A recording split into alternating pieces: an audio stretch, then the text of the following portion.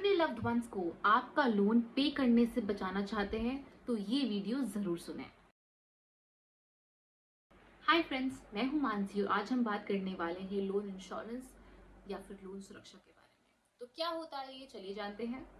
Loan insurance यानी कि loan सुरक्षा बेसिकली एक लाइफ इंश्योरेंस होता है जो कि एसोसिएटेड विद होता है एनी टाइप ऑफ लोन, चाहे वो आपका पर्सनल लोन हो, चाहे वो आपका बिजनेस लोन हो, आपका हाउस लोन हो या फिर आपका जो है कार लोन हो या एनी काइंड ऑफ लोन, उसके साथ वो एसोसिएटेड होता है। Loan Suraksha amount is equals to the loan amount. ठीक है, अब इसके अंदर बैंक्स को एक सिक्योरिटी मिल जाती है कि आप अगर मतलब आप नहीं, आपका एग्जांपल नहीं लेती, अगर कोई XYZ पर्सन है जिसने लोन सुरक्षा लिया है अपने लोन के ऊपर, बाय एनी रीजन उसकी डेथ हो जाती है तो उसका जो लोन का अमाउंट है कौन पे करेगा। तो उस केस में अगर उन्होंने लोन सुरक्षा ली है तो इंश्योरेंस कंपनी वो अमाउंट पे करती है, तो बैंक को ये बेनिफिट हो जाता है इससे।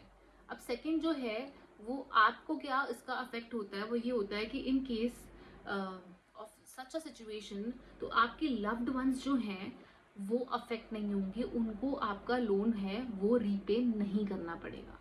तो ऐसे आपको एक प्रोटेक्शन मिल जाती है इससे। अब हम बात करते हैं कि क्या ये मैंडेटरी होता है। तो पहले आप मुझे बताइए, अगर आपने कभी लोन लिया है और आपको किसी बैंकर ने ही बोला है कि लोन इंश्योरेंस लेना ज़रूरी होता है, अगर हाँ या ना प्लीज़ मुझे कमेंट सेक्शन में टाइप करके बताइए ताकि मैं जान पाऊँ कि बैंकर्स आपको क्या बोलते हैं, फिर मैं बताती हूँ आपको। तो लोन इंश्योरेंस या लोन सुरक्षा लेना बिल्कुल भी मैंडेटरी नहीं है। आरबीआई की ऐसी कोई गाइडलाइन नहीं है जो कहती है कि लोन इंश्योरेंस लेना ज़रूरी है। हाँ, पर बैंक ज़रूर प्रेफर करते हैं। एज आई टोल्ड यू, ये बैंक के लिए सिक्योरिटी होती है।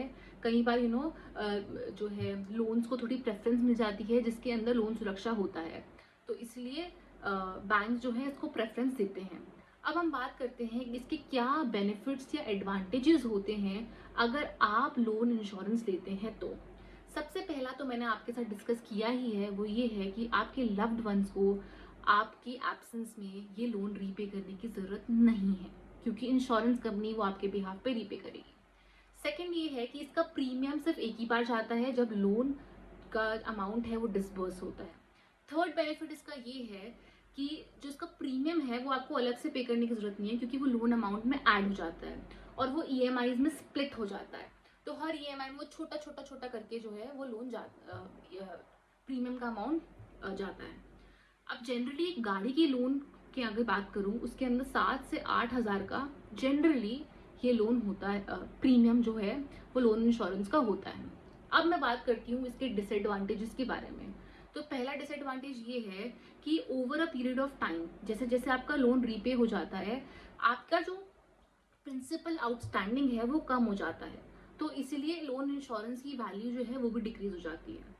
सेकेंड चीज़ ये है कि बैंक ट्रांसफ़र, अगर आप किसी भी केस के अंदर अपना लोन जो है वो ट्रांसफ़र करा रहे हैं एक बैंक से दूसरे बैंक के अंदर, तो आपका जो ये लोन इंश्योरेंस है वो ट्रांसफरेबल नहीं है। तो नेक्स्ट जो आप बैंक में अपना लोन करा रहे हैं उसके अंदर आपको एक फ्रेश लोन इंश्योरेंस लेना पड़ेगा। बट जो पहले बैंक के अंदर आपने लोन इंश्योरेंस लिया था वो आपको मिल जाएगा, बट पार्ट पेमेंट मिलेगी, वो डिपेंड करता है। ठीक है, अब जो मैं आपको बताना चाहती हूँ कि मेरा क्या से है इसके अंदर, मैं अपने कस्टमर्स को हमेशा सजेस्ट करती हूँ कि आपको लोन इंश्योरेंस ज़रूर लेना चाहिए। छोटा सा अमाउंट है जो आपके लोन के अमाउंट में ऐड हो जाता है और आपको उसका बेनिफिट मिलता है, ज़रूर मिलता है, क्योंकि आपकी फैमिली प्रोटेक्ट हो जाती है, एक सिक्योरिटी आपको मिलती है कि आपकी एब्सेंस में इस लोन का अमाउंट जो है उसका भार आपकी फैमिली के ऊपर नहीं पड़ेगा। तो दोस्तों, अगर आपको किसी भी तरीके का गाड़ी का लोन चाहिए, न्यू कार लोन चाहिए, यूज कार लोन चाहिए, टॉपअप लोन चाहिए, रीफाइनेंस चाहिए, बीडी लोन चाहिए, तो आप मुझे कांटेक्ट कर सकते हैं। मेरा नंबर यहाँ पे स्क्रीन पे फ्लैश है।